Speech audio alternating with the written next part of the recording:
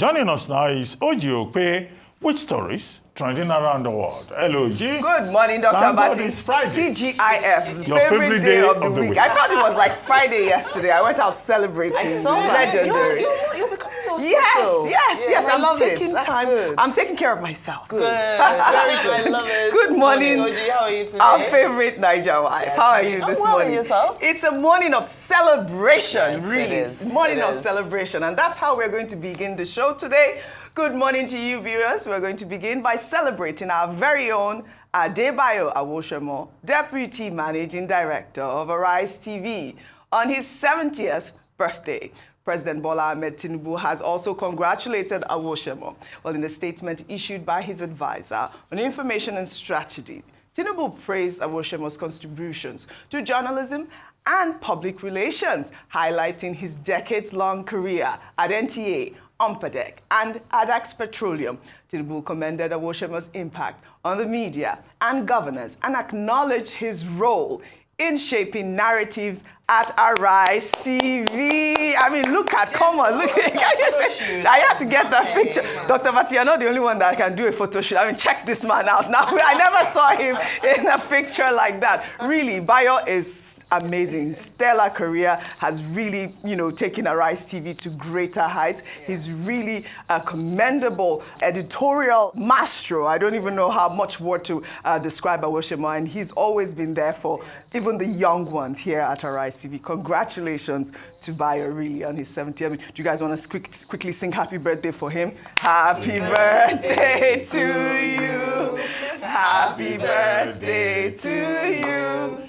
Happy birthday, happy birthday, happy birthday to you. Fantastic. 70 never looked so good. Happy birthday. They say blacks don't crack. At 70, he's still looking very fit. Absolutely. I mean, did you see that picture? He was giving you RMG vibes in the picture. Oh, fantastic. Forever young. I hope we will celebrate with you tomorrow. Hopefully. Happy birthday. Add one line. What? This has implications. Did you hear that, From Bayo? the Lagos studio to the Abuja studio. Absolutely. This has serious implications. We are here. We are ready for implications. He's always up to the task. We are ready. All right, again, happy birthday, Bayo Awosemo. Well, let's head over now to the United Kingdom, where the leader of the Conservative Party, Kemi Badenoch, has released a new video outlining her party's immigration policy changes. The video is a follow-up to a BBC interview where she stated that she would make it harder for immigrants to gain citizenship in the United Kingdom. Well, Kemi posted the video on X, and it has elicited a flurry of reactions. Let's take a look. Britain is our home. It's not a hotel. It's time to tell the truth on immigration and propose real plans to do something about it. I want to reduce immigration and make living here actually mean something. We need to change the way our immigration system works. So I'm announcing that the Conservative Party is going to do the following things differently. 1. If you want to stay in our country permanently and apply for indefinite leave to remain, the time you have to live here before you apply will increase from 5 years to 10 years. 2. You will have to be a net contributor with a high enough salary, especially if you want to bring family members with you. And if you've got a criminal record, you're banned. 3. If you've claimed benefits or need social housing, you can't even apply. 4. We will increase the time before you can apply for a British passport from 12 months to 5 years, meaning it will take a minimum of 15 years to start an application. 5. If you enter this country illegally or outstay your visa, you will be banned from ever gaining leave to remain or a passport.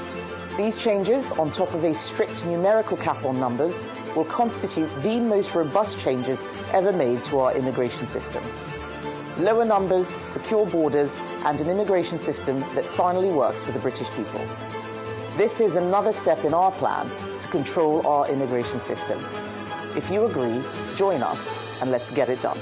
All right, we took the story yesterday and she felt the need to release the proper video on X. Let me take some reactions. This is from Dilly. He wrote, I watched this video by Kemi Badenoch and laughed. she should be vying to become the immigration minister rather than the prime minister. Many immigrants are a blessing to the United Kingdom and are not parasites, as she is painting them. They work hard, are highly educated, and are self-motivated. Many British citizens have not worked for ages. They are having children with free accommodation and universal credit. She should try to get them back to work rather than trying to gain cheap popularity by stamping on immigrants. It will not work. Another ex-user wrote, "You've gone from focusing on dealing with illegal immigration to destabilizing legal migrants who are settled and working hard and contributing to this country. Why do you not want us to have the security of certainty, which helps socially integrate immigrant families into the communities in which they live? How does your proposal help with community cohesion? You imported thousands of doctors and nurses from abroad whom Britain did not pay a penny to train, and yet now propose to hang the glutenite of uncertainty over their heads for a significant portion of their entire lifetime. 15 years is a lot to wait before one can decide whether to make long-term settlement plans here for their families. Well, Britain can't have their cake and eat it too. Skilled workers will now consider giving Britain a miss and instead choose other countries that recognize their humanity beyond just their professional skills and also recognize their human need for settled family life." Vimbai, our favorite, I love your comment on it. Dr. Bati commented a little bit on it yesterday. From the comments we've seen online, you can see the people's outrage. In fact, the last comment saying 15 years is really a long time. What difference will it really make? So two things that I want to touch on. The first being that, in the morning today we started the show and I was talking about fanonism. And Kemi Badenoch is the type of person, or the prototype that philosopher Frantz Fanon was talking about when he wrote his book Blackface, White Mask, which is that colonialism, black skin, white mask. And he's talking about colonialism being a psychological project to the point that our own people will aspire to take the role of the colonizer themselves when we start dealing with each other. And that's exactly what Kemi Badenoch is doing. She's the colonizer's dream child, if I tell you, because she's now looking down on her own people and all the colonial Caucasians are clapping and saying, "Well done, you're a good boy." It reminds us of those days when they used to come here to treat us in the same way. So it's very unfortunate that this is the path she's chosen for herself, but you know what, good for her if this is what's going to advance her career. Now on the immigration issue, I know a lot of people are drawing comparisons between her and Donald Trump, but in all fairness, Donald Trump is saying illegal immigrants. He's focusing on illegal immigrants, and with regards to birthright citizenship, it's still available to green card holders and to people who reside in the United States. So he's just trying to say, people coming in with visitors visas, giving birth, and it's created a huge industry and has, kind of bastardized what they think their passport means. So that's a balance point, really. That's really a balance point in terms of Trump and Badenoch, who's now just going and attacking people who are settled and it's strange and who are fully legal. Yes. It's strange. Go ahead. Okay, just to develop the point about irony that I said yesterday. I think it's ironic that, a daughter of immigrants, is the one now carrying the banner and saying, "Oh, we don't want immigrants in the United Kingdom." Now, when she was born, I think 1980 or thereabouts, the mother, who later became a professor, went to deliver her in the United Kingdom so that she could get citizenship. Those people they call anchor baby, before the British Nationality Act of 1981. It was the British Nationality Act of 1981 that prescribed automatic citizenship, birthright citizenship in the United Kingdom. And then you see a product of that. Now, a child of immigrants herself, now turning around and saying, "Oh, we will have stiff policies. You cannot come here. You cannot apply for citizenship until after 15 years. This is part of the irony that we deal with the crisis of Uncle Tomism. If you look at Trump himself that you mentioned, Even Trump. I think the mother was an immigrant. His wife came from Slovenia, and she came with her family. Her father and other relatives are there in America. These are the people who are saying they don't want other immigrants to come to this country. Well, Kemi Badenoch has already given us a bad enough projection of what the Conservative Party would like to do if it comes back to power. But it's up to the British people to determine whether this is the kind of policy they will want to vote for, next time around when Britain goes to the polls. All right. Well said, Dr. Abati. Now we'll take another story here in Nigeria. A special advisor to the president on policy communication, Bwala, has tackled former Kaduna State Governor Nasiru El-Rufai, saying that he lacks the capacity to unsettle President Bola Tinubu. Bwala made the statement during a television interview on Thursday, adding that Tinubu is unbothered by El-Rufai's continued criticism of his administration. El-Rufai is somebody who, like he told you, he's still in APC. So you talk to him like a brother. But I know he's grandstanding, and he seems to be a bit having some trouble in the finding part. Like if you leave a governing party to which you have influence, you have words, and you think that you can undertake a mission, you have to have a place that is working to be able to do that. I mean, almost every other day on Twitter, he will pick up one person. Yesterday, it was the turn of National Security Advisor, and then the turn of the incumbent governor and the rest. So I talked to him like a senior brother because I believe that he's still useful in APC, and we don't have to be combative. But in terms of whether he can effect any change in the opposition and the rest, I'm aware. He doesn't have the capacity to make the president unsettled. So no is it opposition, true? Is it combined true? or in their separate bodies, can make the president unsettled. Is it? All right, Ayo, this story was trending heavily yesterday. But we have seen that it is true, that El-Rufai all of a sudden has been so critical of the Tinubu administration. Yeah. This is the man that's, tried to get screened to become a minister of this administration. All of a sudden, he's now critical. But like Bola said, he cannot unsettle the unbothered president quickly. Yeah.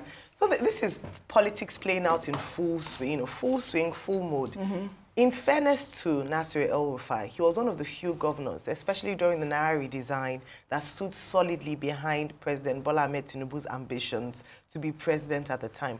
For whatever has happened now, they've fallen apart, and we can now see the back and forth.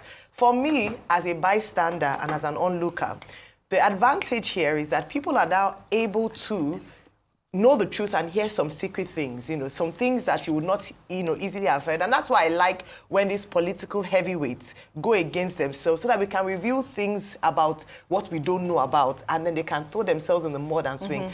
Bwala himself that is speaking, was he not the one that was critical of President Tinubu and was spokesperson of Atiku Abubakar during the elections? So now he's now coming all of a sudden, he's the president's biggest fan. We don't forget. Go ahead. So maybe he's the kokoro that is, we don't know. But what I'm saying is, and I don't know why he keeps, let him come here on the morning show and speak to us. Yes. Because he was very bold during the elections when he was speaking for the PDP presidential candidate to come and speak. But he himself should check himself before he speaks, because one day it might be his turn. Absolutely. And internet never forgets. Internet never forgets. So talking about the PDP and the crisis within the party, let me take this. The People's Democratic Party Board of Trustees has thrown its full weight behind Honorable Sunday Ude Okoye as the substantive national secretary of the party. The decision was made known in a communique read to newsmen by the board chairman, Senator Wabara, after the board meeting in Abuja on Wednesday. Board assigned one of our distinguished members, Barrister Kabiru Tanimu Turaki, SAN, to leverage his vast legal expertise in examining the court's documents submitted by distinguished Senator Samuel Anyanwu and Right Honorable S.K.E. Ude Okoye regarding the office of the National Secretary of our party. Given the importance of ensuring justice, fairness, and adherence to due process, we entrusted him with the responsibility of reviewing both legal positions and advising us accordingly. All right, OjyOkpe as National Secretary. Dr. Abati, over to you. Okay, you recall that the last time the BOT met, before this emergency meeting of the BOT on that occasion faced the ugly situation whereby supporters of Samuel Anyanwu and Sunday OjyOkpe were fighting over who is the legitimate and rightful, national secretary of the party. I think you brought that story, where, they were fighting themselves. At that meeting, the BOT now set up a committee led by Kabiru Turaki, Tanimu Turaki, Kabiru, SAN. And that committee has now supported this report. The BOT called an emergency meeting of the BOT ahead of the National Working Committee meeting and NEC that Senator Adolphus Wabara has said will take place, shortly in due course.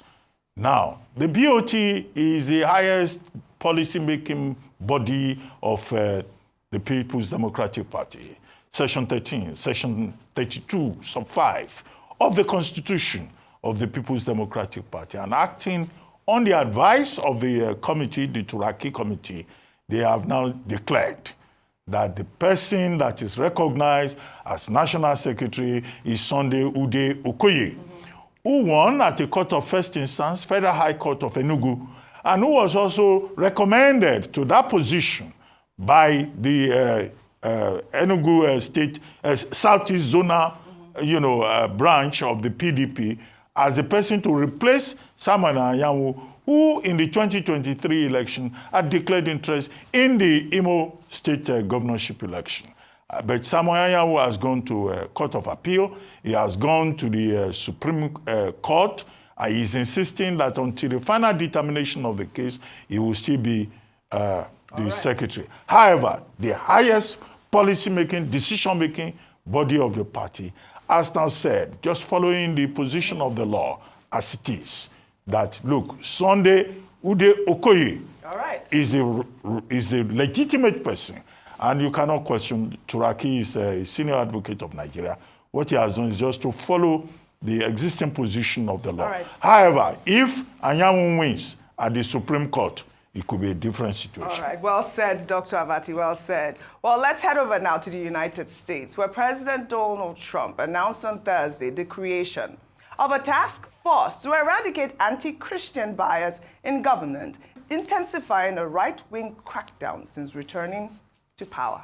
In addition, the task force will work to fully prosecute anti-Christian violence and vandalism in our society and to move heaven and earth to defend the rights of Christians and religious believers nationwide. You've never had that before, but this is a very powerful document I'm signing. You got it now. First time you've had it. If we don't have religious liberty, then we don't have a free country. We probably don't even have a country. It was God that saved me. All right. Bring God back to our lives. I'm going to come to you on this story. Of course, because, there's a lot of, debate as to where did God go in the first place. But, God has always been with us. Is he make God great again? This is some of the comments that I have seen online. But before I come to you, I'd love to just read up on everything, that happened this week, really, about Trump, and then we can discuss. Well, Trump's decision to freeze foreign assistance has sparked protests among Democrats. Trump last week ordered the suspension of foreign assistance, while his billionaire ally, Elon Musk, has been boasting on X of putting the U.S. humanitarian agency, USAID, through the wood chipper. Well, here is a group of Democrats who trooped outside the Treasury Department on Wednesday to protest over Elon Musk's reported access to all federal government financial records. You mean to tell me a man worth over $400 billion is going to decide what happens with my grandma's Social Security check? There's absolutely no oversight as to what he's doing. What's to stop him from stealing taxpayer money? Nothing. No one elected Elon Musk to nothing. And yet, Elon Musk is seizing the power that belongs to the American people. We are here to fight back. When we open up the Senate every single morning, we don't pledge allegiance to the billionaires. We don't pledge allegiance to Elon Musk. We don't pledge allegiance to the creepy 22-year-olds working for Elon Musk. We pledge allegiance to the United States of America. Pledge allegiance to the American people. But Elon Musk has been, yes, absolutely. Elon Musk has been retweeting videos made by young Africans claiming that Africans are in support of the U.S. aid cut because the money never reaches regular people.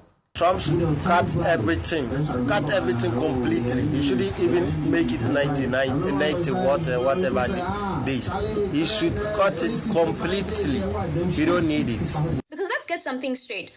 Often the money given to us in foreign aid is lost to corruption, misuse, depleted and overrated salaries to particular individuals, or sometimes we lose billions of money that are unaccounted for. So it only makes sense that the donor is asking for an edit, and if that means pausing the amount of money coming in, they should.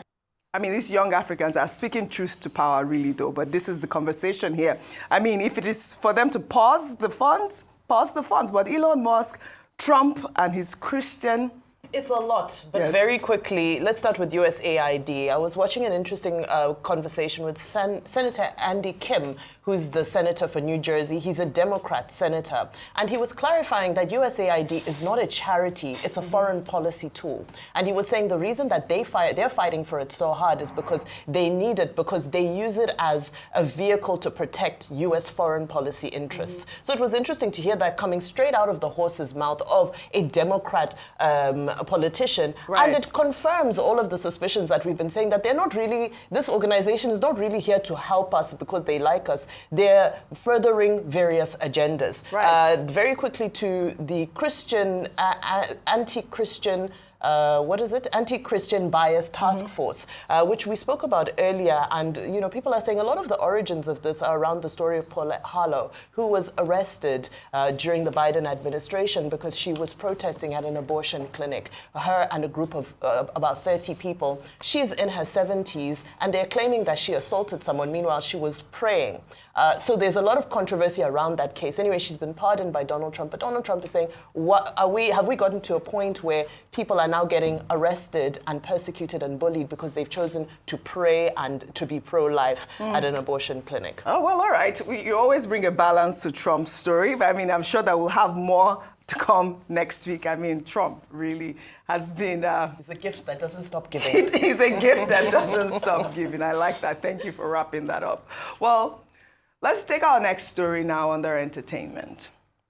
It was a spectacular night of elegance and splendor as dignitaries gathered at the Grand Ballroom, Jewel Aida in Lekki, to celebrate Chief Opral Benson, the Yaoge of Lagos, as she turned 90. Chief Benson was born in Liberia and was married to the flamboyant lawyer and politician, the late Chief T.O.S. Benson, Nigeria's former Minister of Information. Opral Benson is known for her significant contributions to fashion, education, and cultural diplomacy, and was conferred the distinguished chieftaincy title of the Yaoge of Lagos, Queen of Fashion, by Oba Adeyinke Oyekan in 1973, making her the first woman to be awarded the honor by a traditional ruler in Nigeria. With over 100 awards and honors, Opral Benson received the Order of Star Africa with the title of Grand Commander from the President of Liberia, Joseph Boakai. The award was conferred on her by the country's foreign minister on the occasion of her 90th birthday celebration. The event was organized by her stepdaughter, Bimbo Kadoso, who produced the stage play, Opral in Theatre, Salute to Opral Benson at 90, an African story. Let's take a look.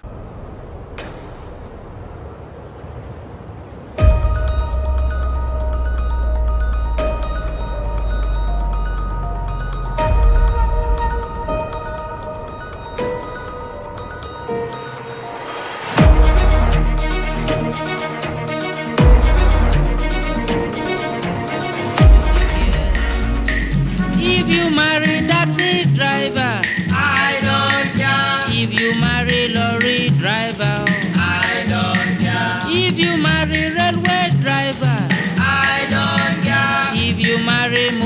driver. I don't know.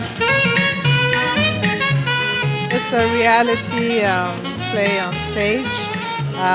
Everything about it, the names were real, the cast was real, the children of the actors, the reality actors were there in the audience, and it's our life story that I told. I put it together and I felt that this story has to be staged, you know, to tell a history of a woman who left her country so many years ago, came to Nigeria and has been with us for the last 60-something years that she left.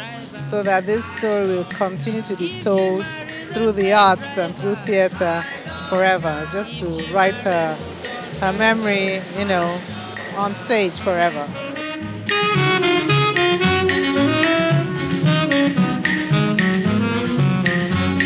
I believe that many Nigerians and Liberians and so many people all over the world have heard of the Yauge of Lagos, the mother of fashion. And the award she got tonight was just icing on the cake, a national Liberian award. We're very proud of her. Even at 90, she's still amazing, still beautiful. I feel very, very happy and appreciative that I've been thought about in such a nice way by such very nice people. I congratulate everybody who has gone out of their way to be nice to me, and I thank them, and I thank them, and I thank them. I did my best with fashion because I love fashion, and I thought if you're going to go into anything in your life now, it should be something which you love and appreciate, and this is why I went into fashion. So I think that I selected something which other people sort of followed me away and did it wrong. I'm 90 years old tomorrow, not today.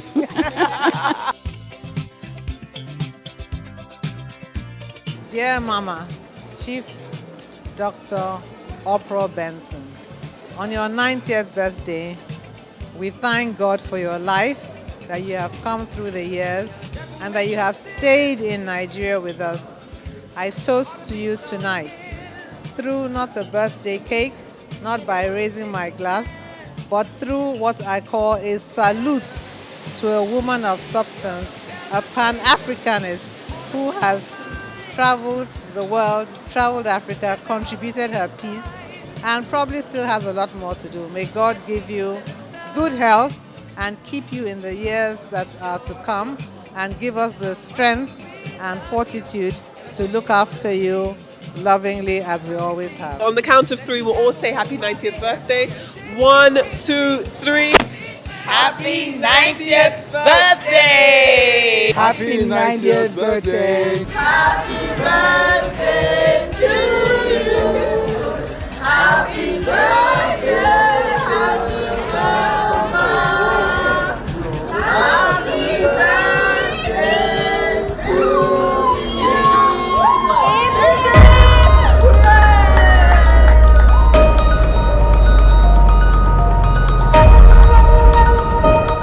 Salute to the phenomenal Opral Benson at 90. I mean, that woman was gracious. She was surrounded by her children. Her grandchildren were there singing happy birthday for her. And the stage play was beautiful. I know you had a comment, a real quick comment. I was so surprised to hear you say that Mrs. Bimba Cardozo is her stepdaughter. Yes. Stepdaughter. I mean, it shows, I think it speaks very well to the character and quality of woman that she is. Absolutely. Happy birthday, ma'am. Absolutely. Really, absolutely Absolutely. She has contributed amazingly to the community in Nigeria. Happy birthday, Chief Opera Benson.